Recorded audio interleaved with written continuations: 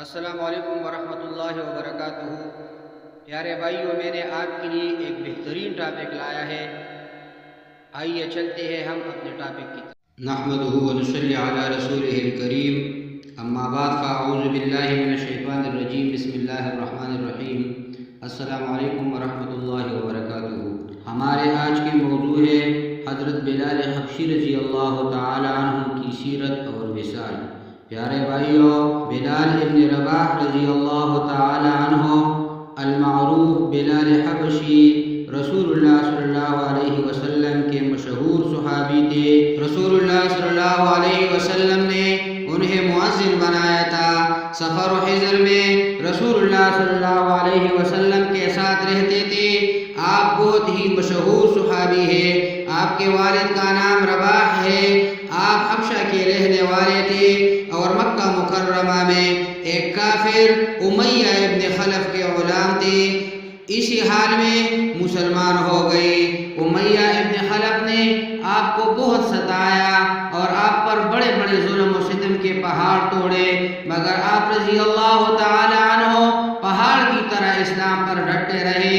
حضرت ابو بکر صدیق رضی اللہ تعالی عنہ نے ایک کثیر رقم اور ایک غلام دے کر ان کو امیہ ابن خلف سے خرید لیا اور اللہ و رسول صلی اللہ علیہ وسلم کی رضا جوئی کے لیے ان کو آزاد کر دیا۔ اسی لیے حضرت عمر رضی اللہ تعالی عنہ فرمایا کرتے تھے کہ ابو بکر ہمارے سردار ہیں اور انہوں نے ہمارے سردار یعنی بلال رضی اللہ کو آزاد کیا۔ خدا کی شان کہ جنگ بدر میں امیہ ابن خلف کو حضرت بلال رضی اللہ تعالی عنہ ہی نے چند انصاریوں کے مدد سے قتل کیا۔ تمام اسلامی جہادوں میں مجاہدانہ شان کے ساتھ جہاد فرماتے رہے اور مسجد نبوی کے مؤذن بھی رہے۔ وصال نبوی صلی اللہ علیہ وسلم کے بعد مدینہ طیبہ میں رہنا اور حضور اقدس صلی اللہ علیہ وسلم کی جگہ کو خالی دیکھنا ان کے لیے ناقابل برداشت ہو گیا۔ فراق رسول میں ہر وقت روتے رہتے، اس لیے مدینہ منورہ کو خیر آباد کہہ دیا اور ملک شام میں سکونت اختیار کر لی۔ پھر 20 ہجری میں 63 برس کی عمر پا کر شہر دمشق میں وفات پائی اور باب الصغیر قبرستان میں مدفون ہوئی، اور بعض مورخین کا قول ہے کہ آپ کی وفات شہر حلب میں ہوئی اور باب الاربعین میں آپ کی قبر مبارک بنائی گئی۔ پیارے بھائیوں، نام و نسب حضرت بلال رضی اللہ تعالی عنہ کا یہ ہے کہ نام ان کا بلال، ابو عبداللہ کنیت، والد کا نام رباح اور والدہ کا نام حمامہ تھا۔ یہ حبشی نژاد غلام تھے لیکن مکہ ہی میں پیدا ہوئی۔ بنی جمحہ ان کے آقا تھے۔ پیارے بھائیوں، حضرت بلال رضی اللہ تعالی عنہ صورت ظاہری کے لحاظ سے تو ایک سیاہ فام حبشی تھے، تاہم آئینہ دل شفاف تھا۔ اس کو ضیاء ایمان نے اس وقت منور کیا جبکہ وادی بطحا کے اکثر بورے مخلوق غرور حسن و زعم شرافت میں ضلالت و گمراہی کی ٹھوکریں کار رہی تھی۔ جن معدودی چند بزرگوں نے داعی حق کو لبیک کہا تھا، ان میں صرف 7 آدمیوں کو اس کے اعلان کی توفیق ہوئی تھی، جن میں ایک ہی غلام حبشی بھی تھا۔ پیارے بھائیوں، وہ مکہ سے ہجرت کر کے مدینہ پہنچے تو حضرت سعد ابن خثیمہ رضی اللہ کے مہمان ہوئی۔ حضرت ابو ردیحہ رضی اللہ، عبداللہ ابن عبد الرحمن خشامی رضی اللہ سے مواخات ہوئی۔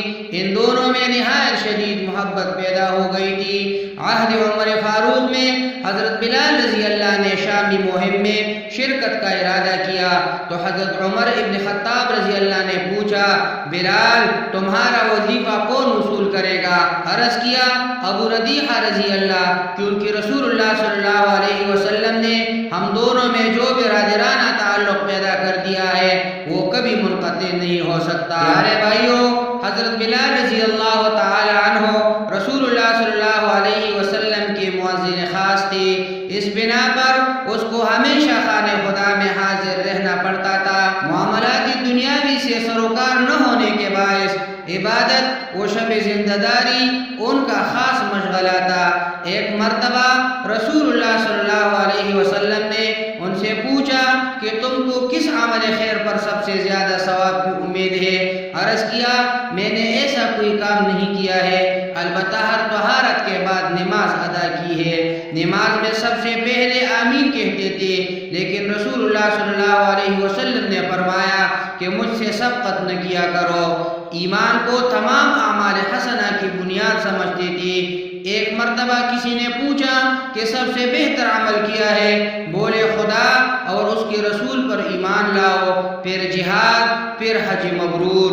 پیارے بھائیو، 20 ہجری میں دنیا فانی کو خیر آباد کہا، کم و بیش 60 برس کی عمر پائی، دمشق میں باب الصغیر کے قریب مدفون ہوئی۔ اقول قولی ھذا استغفر اللہ لی ولکم ولسائر المسلمین۔